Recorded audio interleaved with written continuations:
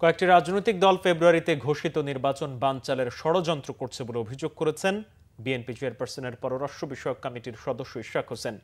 শনিবার ঢাকা মহানগর দক্ষিণ বিএনপির ৪৫ নং ওয়ার্ড আয়োজিত অবিভক্ত ঢাকার সর্বশেষ মেয়র প্রয়াত সাদেক হোসেন খোকার ষষ্ঠ মৃত্যুবার্ষিকী উপলক্ষে দোয়া ও আলোচনা সভায় অভিযোগ করেন তিনি। বলেন, বিএনপি ৯ মাস যাবৎ একই টেবিলে বসে তাদের সব দাবি মেনে নিলেও এখন তারা নিম্ন ও উচ্চ কক্ষের পিআর নিয়ে নতুন করে বিশৃঙ্খলা করছে।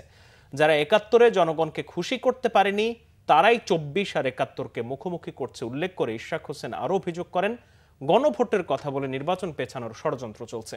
অনুষ্ঠানে অবিভক্ত ঢাকা মহানগর বিএনপির সাবেক সভাপতি প্রয়াত সাদেক হোসেন খোকার আত্মার মাগফিরাতের জন্য দোয়া ও মোনাজাত করা হয়।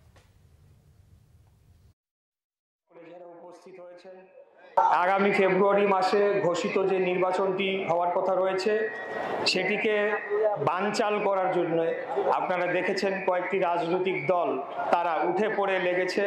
তারা নিত্য নতুন দাবি তুলে আসছে, যে সকল দাবির কোনো ভিত্তি নাই। আলোচনার শুরুতেও এই দাবিগুলো ছিল না। যারা রাজনৈতিক দল এখন আগে গণভোট চাচ্ছে তারা নিশ্চিতভাবে বাংলাদেশকে একটা নির্বাচিত সংসদের থেকে আরো ৫ বছর দূরে ঠেলে দেওয়ার জন্য তারা এই কাজটি করছে। তারা জানে তারা ভোটের মাঠে ভোটের লড়াইয়ে তারা আসলে কোনো ভাবে টেকার কোনো সম্ভাবনা নেই, যার কারণে এখন তারা যে রাষ্ট্র ক্ষমতা ভোগ করছে তারা তাদের প্রভাব খাটিয়ে বিভিন্ন ভিসি ডিসি শিক্ষা প্রতিষ্ঠান নানা ধরনের ব্যাংক দখল নানা ধরনের দখলবাজি তারা করছে। এটিকে অব্যাহত রাখার জন্য নিজেদেরকে শক্তিশালী করার জন্য